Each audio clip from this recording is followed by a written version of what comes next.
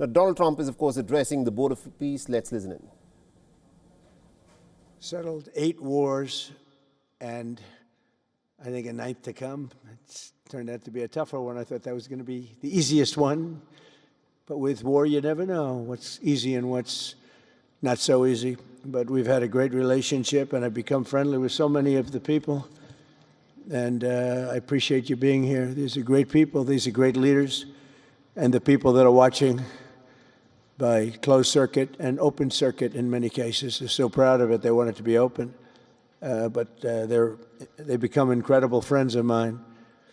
And, you know, we rebuilt our country in my first term, and now we're at a point that the United States has never seen before. We broke 50,000 on the Dow. They said that would take 4 years. We broke 7,000 on the S&P. They said you couldn't do that within 4 years. It would be impossible.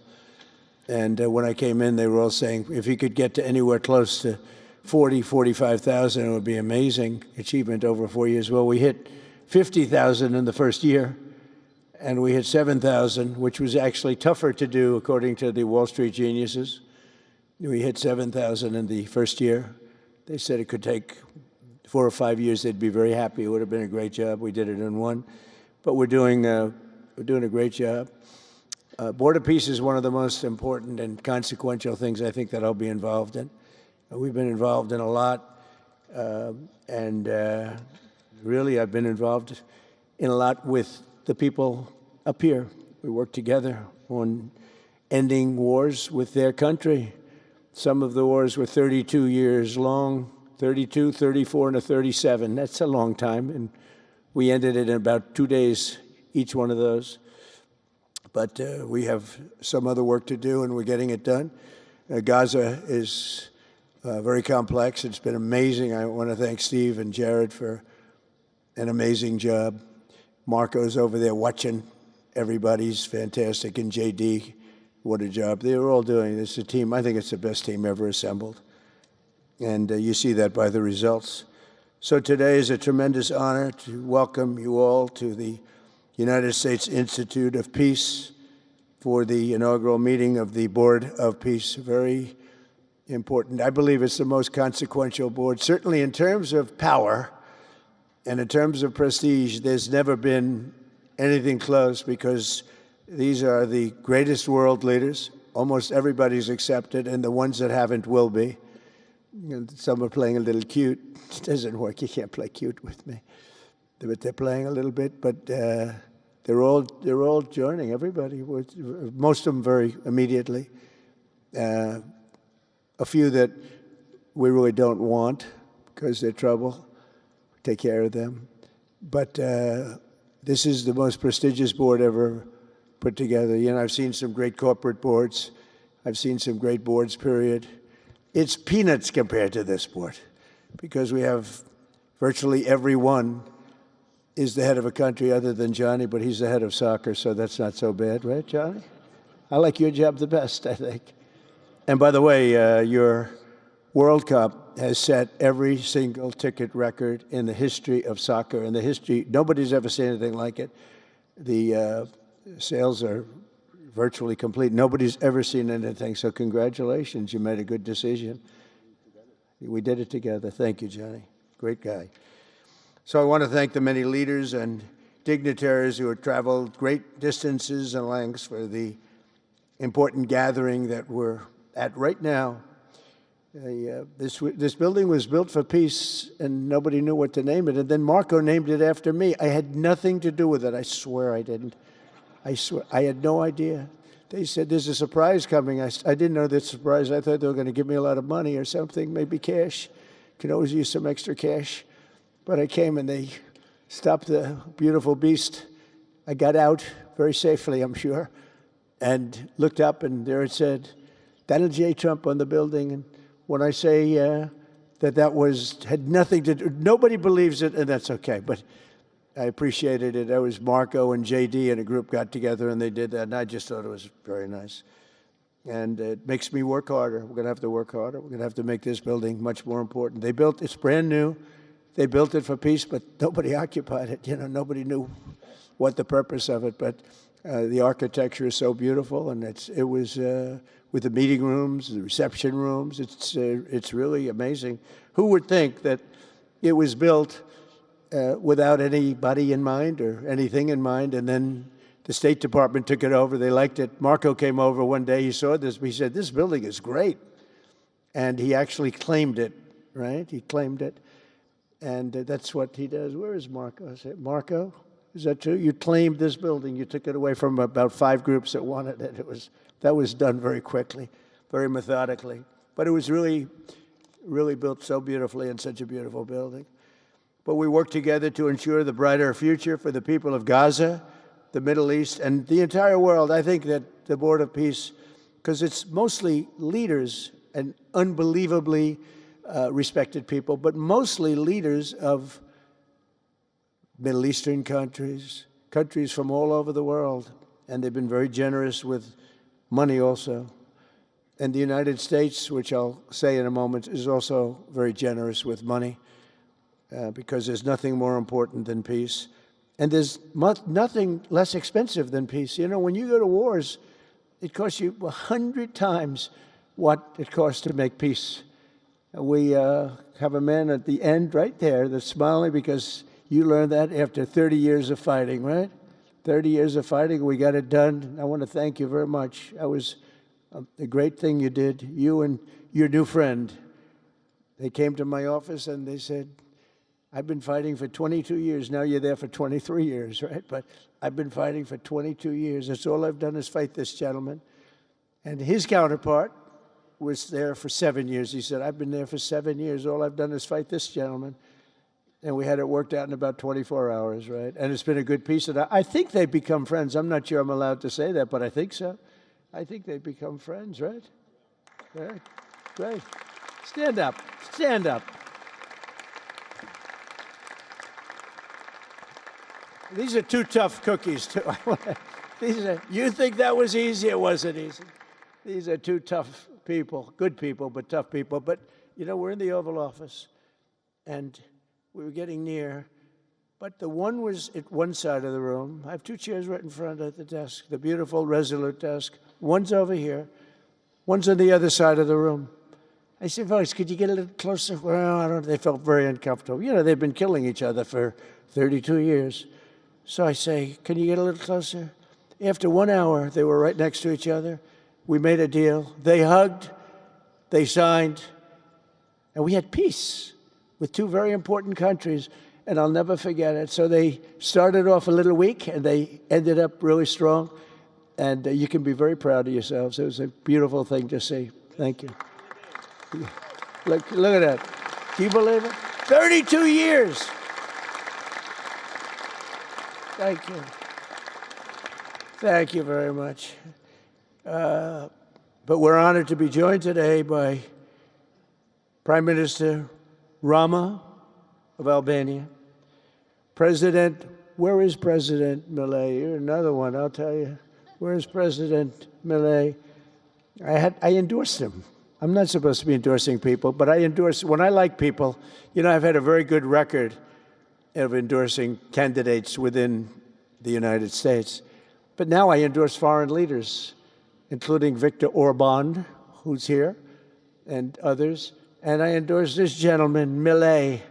He was a little behind in the polls. He ended up winning in a landslide. I just endorsed the Prime Minister of Japan. She was in a tight race, but was probably going to win. And she won in the largest number in the history of Japan. So she likes me a lot. But it was an honor, and you're doing great. Oh, look, they're sitting right next, Victor. I think, but ultimately, I think I'm going to end up endorsing. Hey, look, as long as it works, it's okay with me. But the endorsement seems to be working in foreign countries, too, so that's good. But nice to have you both. Victor, nice to have you both. Very proud of you. The Prime Minister of another, really just a great guy, Pashinyan of Armenia. President Aliyev of Azerbaijan. I love saying that name now, you know. At the beginning, it was giving me a hard time. Now I love saying it. It's a beautiful name. I love it. His Majesty King Hamad bin Isa Al Khalifa of Bahrain. Bahrain. Thank you. Thank you. Where are you? Where are you? He's so rich, he can sit there. He can sit wherever the hell he wants. You know, he could sit up in the corner. He could sit up top. He might take a piece of this building, Marco. He'll take 25% of the building for about $6 billion. Thank you. And you've been very generous also. We appreciate it. Prime Minister Hun Manet of Cambodia. Raise your hand wherever you may be. Because, yeah, hi, how are you? Congratulations. That was another one, right? We did a good job with that one. Prime Minister Madbouli of Egypt. Thank you very much, and say hello to the General/President. Okay. Prime Minister Orban of Hungary, who has my complete and total endorsement for election. Not everybody in Europe loves that endorsement, but that's okay. He does an unbelievable job. He's done an incredible job on immigration, unlike some countries that have hurt themselves, but they're working on it. But I just want to let you know, you have my total and complete endorsement, and I'm putting it out. I already did, but I'm putting it out again. And you're coming up with an election, and I think you should be good. I'll tell you, Millet did pretty well. He was a little down, right? And then he ended up winning in a landslide, so that's pretty good. You're going to do great, Victor. Thank you very much for being here. Appreciate it. You run a great country. A man that I really like a lot he's definitely tough. I don't want to fight him. President Prabowo of Indonesia. Thank you very much. Please, this is a big guy. I tell you, I said, how many people in Indonesia? He said, like 240 million. I said, no, say it again. How many? It's a big country you have. And you do a great job and respected by everybody. And thank you very much for being here. Thank you very much, Mr. President. President Tokayev of Kazakhstan, thank you very much. What a country that is. It's a wonderful country and a rich country, in case anybody has any question. We have some very rich people here today. President Osmani of Kosovo. President, thank you very much. Great job you're doing, too. Thank you very much. Prime Minister Sharif, I like this man, of Pakistan, because there was some fighting going on when I got to know him, and your Field Marshal, General, great General, great Field Marshal, a great guy. And I got to meet the Prime Minister. And he said in front of our Chief of Staff, Susie Wells, who's right here, he said, you know, nobody knows this, but I believe that President Trump saved 25 million lives when he stopped the war between us and India, right? You made that statement? I said 25 million lives? Could have been much more, actually. But it was really a beautiful thing. You said that in front of a group of people they walked out. They don't think about it, but you're talking about that kind of lives. That war was raging. Planes were being shot down, right? And it was Pakistan and India. And I got on the phone with both of them, and I knew them a little bit. I knew Prime Minister Modi very well, actually. But I got to know Pakistan through a little trade. They were trying to make too good a deal, and I got a little upset with them. And in the end, they got what they wanted, right? And they made a good deal.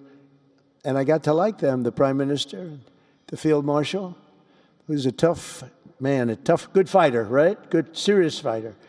I like good fighters, actually. And when I heard that they were fighting, I picked up a certain newspaper. I won't tell you which one, because it's fake news generally. But I picked up this newspaper, and I saw that Pakistan and India were really going at it.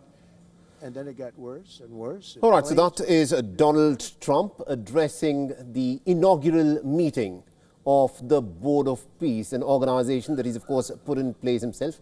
We heard him speak at length, and much of what he said was self-congratulatory, where he said that he solved one conflict after another, ended one war after another. And my colleague Susan Tehrani is, of course, joining us from New York. Susan, this is the inaugural meeting of the Board of Peace. Tell us what is to be expected. Donald Trump, we heard there a little while back, very self-congratulatory in how he approached the Board of Peace. But the task of what's coming ahead is still a pretty difficult one. The conflict in Gaza is still ongoing, and this possible war with Iran is going to loom large. Tell us what's to be expected of this Board of Peace. Yeah, absolutely. Well, Mohammed, this is, as you mentioned, the inaugural ceremony, and dozens of countries sent heads of states, but also a lot of Middle Eastern and Muslim majority countries sent their foreign ministers, in part because of the start of Ramadan, the holy fasting month for Muslims. But it's interesting to note that while they will talk about reconstruction efforts, and we're just getting headlines that JP Morgan Chase is in talks to become the banker for the Board of Peace, which lends a lot of credibility to it, it's still not clear which of these countries will ultimately commit to that $1 billion to becoming permanent members. There's also concern that this is not in lockstep with the United Nations, that it sort of wants to play as an alternative to the United Nations, notably the Security Council, where this Board of Peace can go beyond Gaza and interfere in other conflict zones as well. So there is some concern for traditional U.S. allies, and that's why they decided not to participate. Also, you have Russia and Belarus on this board. That was a cause for concern for some European countries as well. But while they want to talk about reconstruction efforts and money, there's also that stabilization force that needs to be sort of cut out and talked about for Gaza itself. And considering the fact that Hamas has decided not to disarm yet, has not agreed to the disarmament, that's going to be a sticking point. But as you mentioned, all of this on one side, Gaza very important, but that potential war looming with Iran is definitely going to play a very important role as the cameras turn off and these leaders talk and discuss issues of the Middle East. Indeed. Thank you very much, Susan Tehrani, for joining us from New York and getting us those updates. We'll, of course, come back to you as this story continues to unfold.